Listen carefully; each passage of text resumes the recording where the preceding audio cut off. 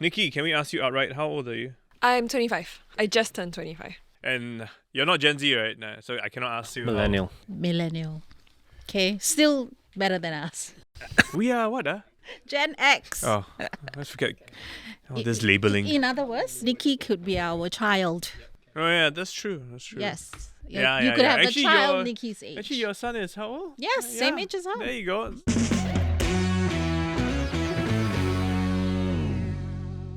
Today we're talking about social media, something that is, I think, so much a part of our lives today. You can't ignore it, right? Exactly. I love it. Do you have social media? Oh, of course for you sure. do. I For follow sure. you. Okay, thank you. I'm not sure if I follow you, but let me check on that later.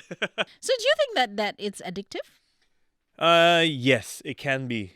Okay. It's a very easy go-to, like if you're on the train, you have nothing to do, you whip out your phone, you start scrolling through, and you can ignore the rest of the world. I do have a TikTok account, but I've not activated it. But Like, also I'm you can just- see what other people are posting. Yeah, but I don't even open the app. The reason I don't do that is because I'm worried that once I go in, I'm not going to come out. Aha. Yeah. And that is a concern because I think you guys, many young people inclusive, once you start a TikTok, it's like one video, 2 videos. Next thing you know, it's an hour later. Yeah, Right. you've sunk an hour. Yeah. And then you forgot your chores or your kid. The rest of the world. Okay, so that's what we talk Yep. about today. How should we look at social media? Some countries have gone to give an outright ban. I mean, is that effective? What are the pros and cons? Because we do learn a lot of things from social media as well. Like because of that whole Apate song, I realized that. Oh my God, I love that song. Yeah, I mean, I know some kids who danced it, but I never knew it was a drinking game. Okay. Yeah, now I you thought it was know. just apartment. Right? APT. Yeah, okay. Okay, so is a social media ban practical?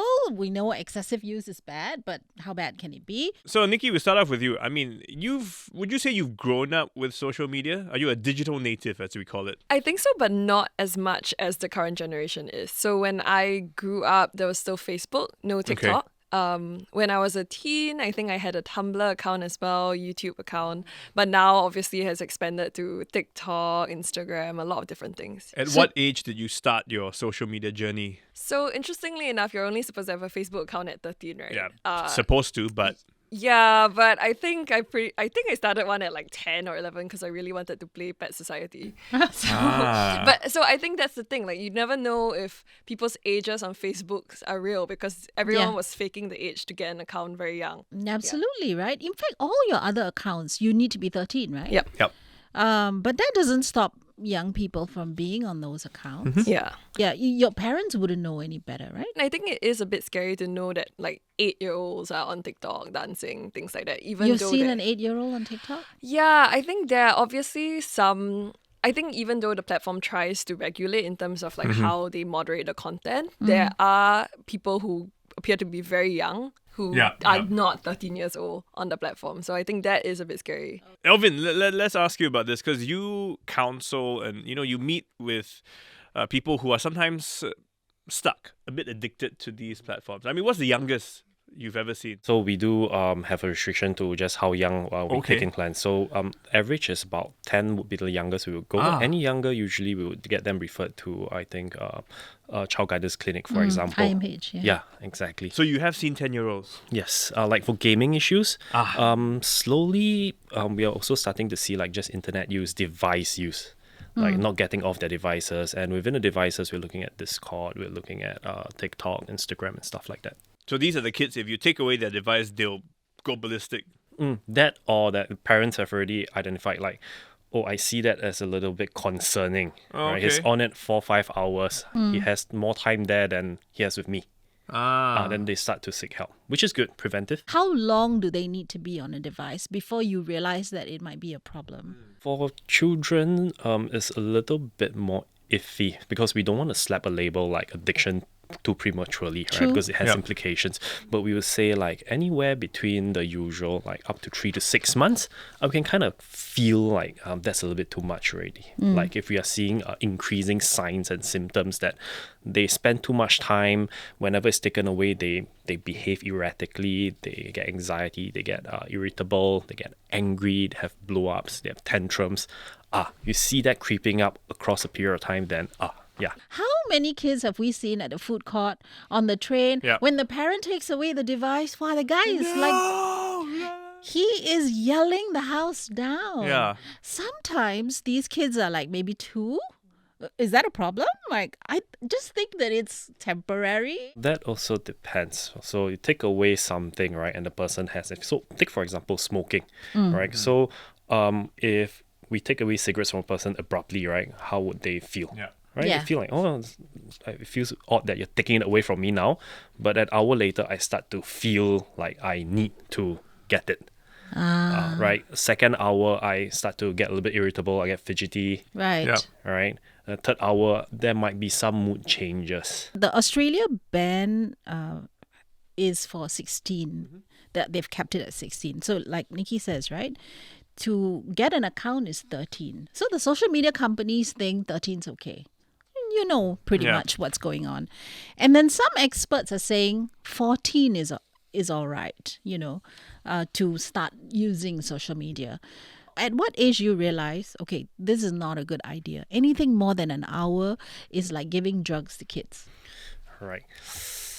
This is a tough Yeah, one. this is a tough one. But okay, so then maybe I will put it in another way, right? So we imagine that the child's brain is developing from when they're an infant all the way up into the adolescence, and there are different stages, right? So as a parent, we may decide like, I want my child to learn a bit of ballet music, right? Because we want to shape their brain. Yeah. Yes. We want them to learn certain skills. We want to develop creativity. So now, the kid spends more time on social media than they do on ballet, music, art. Reading. How is the brain being shaped? What kind of content are they getting? Right? And then we're also talking about algorithm as well. So it's curated for you, right? And then I watched one video, it was interesting. I watched the second one. Suddenly third and fourth followed. But what if she's watching ballet videos? Because, right? I mean, so in a way, she is being brainwashed in a positive way about the ballet, right? And if you're fortunate, that's good. We wouldn't even know if it's good or not. It's ballet plus what? Right? Yeah, But your brain is working in a different way when you're watching something It's passive. versus doing something, I suppose. Yes. So But it excites you to maybe want to do. So I went and did some Googling, and the American Psychological Association also talked about similar, during the windows around 11 to 13 for girls, 14 to 15 for boys. More social media, it says, can actually predict a decrease in life satisfaction a year later. So especially the teenage years. I mean, Nikki, was there any point in time in your life when you felt like social media was so much a part of your life that if you don't have it, you feel like you're missing out? There's a whole FOMO thing and...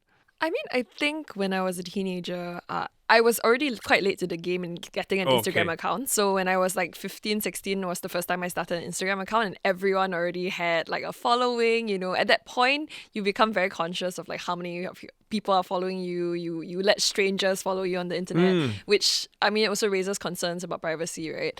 So I think only when I was in my late teens and I was like, actually, I rather just like interact with a few friends online rather than kind of deal with this how many likes is this post getting, things like that. What did you feel like there was some pressure, with everyone getting the likes and the fans, I think definitely at 15, 16, you become very conscious of like how people are presenting themselves online. We're all on the same playing field in school, right? Everyone looks like that in a uniform. But then at home, everyone, suddenly, wow, you did something really interesting over the weekend, or you went to Japan again. Like, you become very conscious of how people are flew to presenting Japan online. over the weekend. Yeah.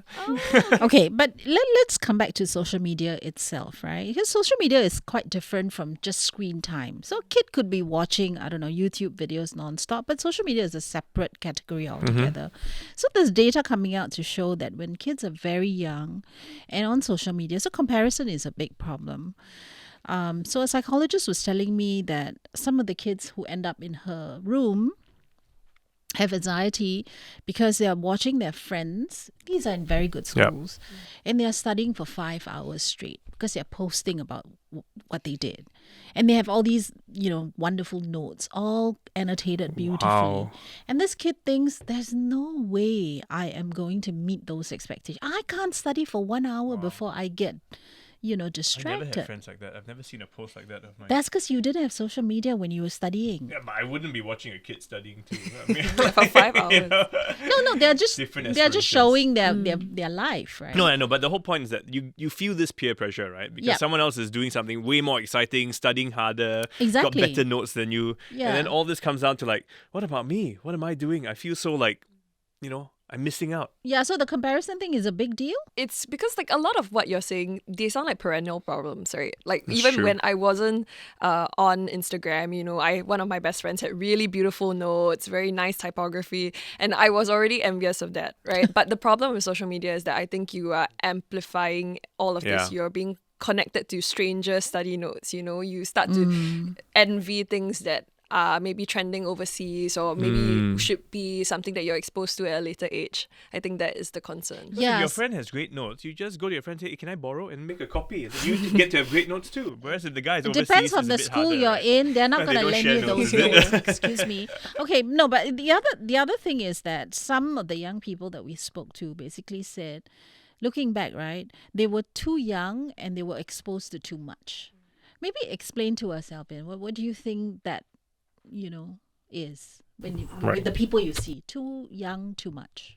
When you're on social media, you don't get to. It's actually very random, right? You're not quite sure what you're exposed to. If no one is curating it for you, right, then the system curates it for you. Yeah. And then you get that. And then it's also, do I have the motivation? Do I have the intrinsic desire to manage or disconnect from it? So if I don't disconnect from it, right, so I'm socially connected to everyone all the time. But a young kid is not expected to self-regulate. Even Yeah. adults Exactly. can't self-regulate. Exactly. So in the past, we could, in the past, there was expectation, oh, playtime's over, you get away from the playground, you go back home. That's Disconnect. true. My mom was yelling at us to come back home. Yeah. Now you don't really have that. So there are times in which I go out and eat, right? You know, whole family, everyone is On the online. device, right? And sometimes you just observe a little bit longer and realize that, oh, they are talking to each other. But on the phone. Yeah. Yeah, at least, okay, I would say at least that's not so bad. At least they're talking They're to each talking other. to each other. Bad. Do you do that, Nikki? I think I'm a bit too old to have been raised as an iPad kid, so I Yeah. didn't have like the 2-year-old watching like Cocomelon kind of thing when I was growing up. So it is still bizarre to me to see kids interact in that way. I mean, I do think that if I was exposed to social media or phone much younger, that I would have like probably not picked up reading as much and other Yeah. hobbies. Yeah, so but I also can't really imagine living without that. Like having that community that I did when I was 14, 15, I think was also very important. When you finally got onto Instagram. Yeah, I mean, for me at that time was Tumblr, and I think it was a very creative space. So I have a friend who is currently a graphic designer, and she used to post these like designs on her Tumblr at that time. And I don't think she would attribute it to social media, but I think it helped a lot. Like she would get 10,000 reposts and things like that. And I mean, it did a lot to her budding creativity at that time. I mean, when you look at it, social media is meant to be a social platform, and it does keep us in touch. So friends overseas, they post about stuff they're doing, Christmas photos, and then I when I meet them, it's like, hey, you know, you feel like you've still been in touch with them. So there is that element. I mean, there is a large upside. We use it for a lot of work to communicate with our Yeah. audiences, to get messaging across. Of course, but we're talking about kids, right? Kids who are too young to make So the okay, so the question, distinction. so we can't define a specific age because different kids, different maturity. But how do we sort of deal with this then? Should parents be stepping in more? Should we do an outright ban like Australia and say anything below this age is out? But even then, we realize that a lot of it will It's go underground, impractical, right? right? Yeah. Definitely, it always boils down to the home environment because aside from school, that's the next place they are at, right? So school has some level of guidance already with regards to usage of the device. Yeah. Then that also determines whether you're connected. But once they reach home, once they're in their private time, right, then who does that for them if they don't have the ability to regulate? So it really boils down a lot to parenting, a lot to the family. That's for one. I think if the government or policy wishes to have a say in it, I think that's great as well because that then tells everyone that this is an issue. We have made a stand. We have told everyone this already. Are you going to enforce it? Because we look at Australia, right? They are struggling with They're that. struggling Yeah. with yeah. There are a lot of opinions as to whether this is okay or not, this is overstepping. And in China, they have implemented it a while ago. But then again, that's also iffy. That's a different country. That's a different country, yeah. And it's also iffy. They implemented something like a YouTube for kids kind of a thing over there for their tour in, if I'm not wrong. And even that is also finding issues. People circumvent it. Yeah, of course. Right. So that's why we meant by it doesn't seem very practical. Okay, so schools already lock up phones, right? In lockers during class time. Nikki, what do you think from a young person's perspective? How can you limit this or do this in a more practical way?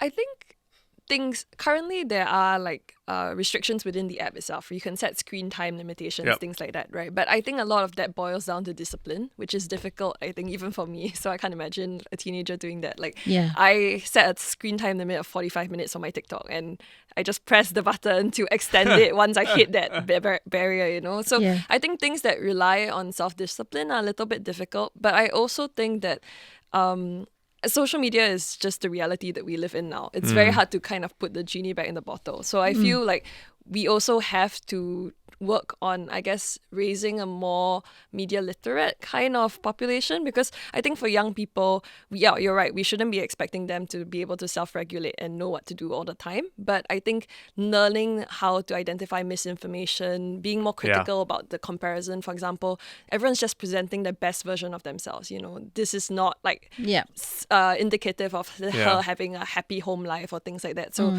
I think those kind of things are very important lessons, especially in the environment they're immersed in now. So that's why I hesitate to like fully support something as bold as a ban, because I'm not sure how effective it would actually be, and I'm not also sure if it kind of helps with all the other things that kids are dealing with anyway. So you're saying education is the best way? Yeah. One of the better ways to try. Education, awareness. But you see, that's the difficult part, because a lot of the responsibility comes back to parents. Exactly. Which means you need to have that conversation with your kids. You need to sit down and say, hey, okay, this is why I think it's bad for you, but you're going to watch it. At least don't watch this kind because blah, blah, blah. No, but also there is a tendency for some parents themselves to be quite soaked on social media, right? Yeah. So it becomes even more difficult for them. But then if you ask them, they'll say, what's wrong? It's fine. I'm happy. My kids are happy. We're all happy. Right? I think my understanding of the ban is they want to put the onus back on platforms, right? That platforms are responsible for the kind of things that kids are being exposed to. And I do think that the responsibility of kind of cleaning up the platforms is on them as well. But we can't wait for them to do that, which is why countries are banning TikTok, right? Yeah. Because it takes algorithms work purely for business profit. So there is a disconnect between you expect them to be a social force for good. That's not going to happen. So the question is, should the state be the nanny now? And say, you know what? Oh, yes and no. This is a drug, and it's rewiring the kids. But some drugs are good for you, problems. like paracetamol and antibiotics. So I mean, seriously, I think we can't say it doesn't work. There's so much of an upside to social media. It has so many benefits. It's like, okay, I feel, and I took this example from someone else, it's like getting a driving license. You want the kids to learn how to drive, but at the same time, it's more about teaching them how to drive safely so that they don't get into an accident. Because driving is a tool that, in my opinion, we all need to have. Sorry to those people who don't drive. So similarly, I think for my kids, social media is a tool that they cannot live in this current day and age without having social media. They would not be able to I don't think compete with the rest of the world. No, I don't right? think we're disagreeing with that. Yeah. I totally agree with you. It's not that. I'm talking about the age gating business. So a 10-year-old is not able to process it physiologically, psychologically not able to process the things that's coming at him on social media. Would you agree or disagree? They can process. They can process it at the level that they're able to. But the brain gets shaped by it nonetheless. It's like, for example, we have this thing called ACEs, right? Adverse Childhood Experiences. It's a test we give people to see, like, if I grew up in an environment where there's domestic abuse and trauma, right, and I experience trauma, how does it change my life trajectory? Right, so we understand that this kind of impacts, this kind of things happening in childhood have an impact long term in life, right? So this is very new. We don't know where this is going. Nobody knows where this is going. We'll only know the effects maybe a decade from now, when the current digital natives become young adults, right? So I think it's important that both the state and parents actually cooperate. So it's not a your duty, my duty kind of thing. It's Agree. about really Totally cooperating, having an understanding and having the same message to say like, this is important enough that we need to sit down, our parents need to learn how to sit down with the children and then have conversations. I think that the tricky thing is that the brain is being rewired. Yeah. And teachers are seeing this. So I have a lot of friends who are teachers and they tell me that kids cannot concentrate. Yep. Because your TikTok video is what, 30 seconds? 1 minute? Yep. Do you agree? It has a lot of color. So we have to understand that the people who are designing this sometimes involve psychologists, involve experts in the designing and curating of it. What kind of colors, what kind of background, Yeah. people who study theory, right? And then you have the teacher in front, right, whose job is teaching. And are they trained at making it that Attractive. Colorful and Yes. entertaining. How attractive can And in math 1 minute. be? Yeah. Ken, haven't you seen it? Some of these guys go viral on YouTube for the way the they math? teach their mathematics. They turn it into a Oh rap my or whatever. God. I mean, So essentially, this is a competition for attention. yeah. It is an And attention economy. How do you win Yeah. against TikTok, Instagram? Yeah, so aside from not being able to pay attention, so girls especially, they compare body shapes and sizes, and they start thinking about how thin they want to Yep, be yep. at 11 years old. Yep. But 11, you haven't even developed like pretty much anything yet, right? I mean, you got to give it time. It's just that it's fast forwarding things. Right, Nikki? You have friends who have issues or addictions in terms of their social media usage? I think body image is definitely something that comes up a lot when we talk about like the harms of social media, especially for young girls in terms of the content they're being exposed to. And I think platforms go some way, right? They like ban certain like like hashtags and things like Right. that. But a colleague of mine did like kind of research into this like dieting culture online, and she found that you can circumvent all these kind Yes. of tags just very simply. So people will replace like alphabets with numbers and things like that. And I think kids these days know that as well. They're so smart. So that's the concern, right? They already know how to circumvent all these kind of safeguards that are put in place. So I think, yeah, for sure, for me and a lot of my friends, we were exposed to this kind of content very young. But it was at a stage where it wasn't so saturated like it is now. You know, now Yeah. like seeing teenagers doing like dances online and stuff, some of it is very it's very happy, it's very joyful, but some of it is also like, oh, that's not what I was doing at 14, 15, you know. Yeah. So I think one thing that is concerning is that maybe at a young age you're not conscious about putting yourself online. Consuming content is one thing, but also producing it, right? So in terms of privacy things, like now I'm very conscious. My social media is mostly private because I'm very conscious of who can look you up and like Yep. what's Because available. you've grown up. Exactly. But I think these kind of 14, 15-year-olds, you might not realize, I think overseas they're having a lot of issue with like AI deep faking Yes. Oh, with yeah, photos that yeah, are taken that's from right. social media. Yeah. So, I mean, what do you do in those scenarios, right? The schools try to punish the students after the fact, but how do you protect them beforehand if it's not educating them on hey, maybe some of these things shouldn't be for online use? Is it fair to think that it's also a part of life that in a way is like you do silly things when you're younger and you do get older and you do mature, right? To some extent. I think that's my concern with age gating, right? So if you want to put it at 16, what happens to... I mean, right now it's at 13 and we already know that Yeah. barely works. But if you put it at 16, so is the idea that at 16 they'll be dumped into this world of overstimulation and so much content and then be expected to know how to interact Navigate online? it, I mean, yeah. that also seems strange to me because I think we picked up those skills at 13, 14, 15, Right. and now, I mean, the first time I had TikTok, I also avoided downloading TikTok for a very long time because I was like, no, I know that once I go there, it's a sinkhole. Yeah. But then I also realized that it's a kind of media consumption that it doesn't really... like it's not really fixed to a specific platform. So I lived in China for a while where I couldn't access TikTok, and suddenly my Instagram Reels and YouTube Shorts consumption just skyrocketed. You know, so you're replacing one for another. exactly. So I think the fear is that yes, you want to gatekeep certain platforms that say the algorithms are a little bit more addictive or a little bit more dangerous in that sense, but I think that you're just kind of pushing people to Okay. other Right. kinds of media consumption. So what Steve's saying lah, I mean, it's there. You just have to learn how to Because manage actually the you were beast. supposed to not look at TikTok and go for a walk in the park. Yep. But instead, you go and watch Instagram. So, Yeah, exactly. Okay. Based on the kids that you see, on the young people that you see, what do you think would help? I mean, as a message to our listeners who are parents struggling with this, with kids who are struggling with the teachers. I think that it's right to say like maybe this is the world we're in a shifting paradigm, right? So the world is going to go digital. This is going to be probably the landscape that we live in the future. So it's not possible to say live without social media or devices, right? But it's also important to have a diversity of things that you do in life. So I just don't use one platform like when I say platform, I mean like a device. Yeah. I don't just live on one device. I have to go out, touch grass, right? I've got places to exercise my creativity, to express. So some people are on social media, but they're not expressing. right, They're not connecting, right? Right. It's like, am I growing socially? Am I growing intellectually? Am I growing my creativity? And even physical health, right? Exactly. Am I getting physical touch as well, right? Because that's essential for human survival and health, right? So it's really to recognize that, and then where people are concerned, people who are concerned, people who have a stake in a child's life, need to have that in mind. So it's not just about taking away devices. Like, then if I want to take away devices, what's left? What am I replacing it Yes, with? exactly. What else is available? Yeah, which is what parents tell me all the time.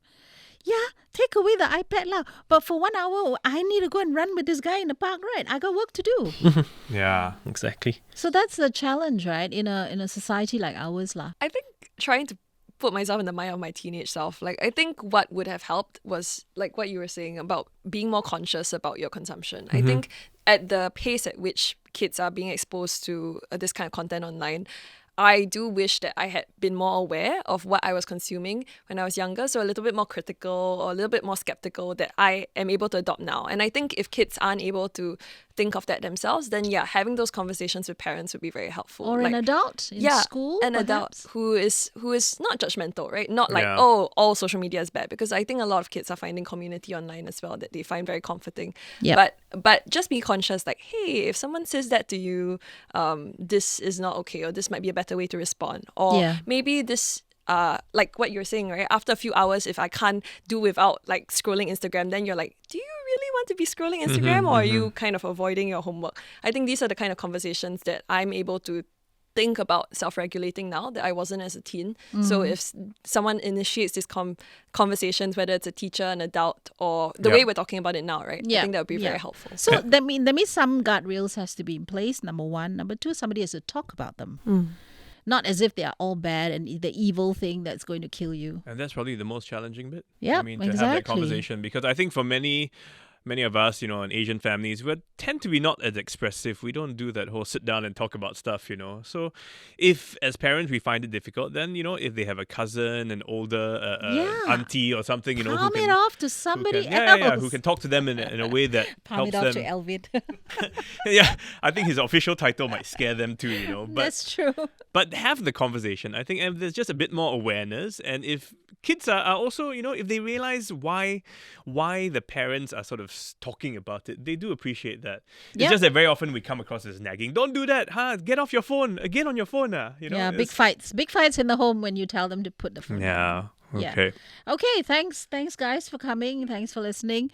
Thanks everyone. I hope one day we would crack this difficult, as you say, we are in a paradigm shift right now. Yeah. Yeah, so give us your views. Tell us what you think. Tell us some of your struggles as well with your own social media use or the use for your kids. Thanks to the team, Tiffany Ang, Junaini Johari, Saye Win, Joanne Chan, and Hanida Amin. Till next week, See goodbye. you guys. Bye.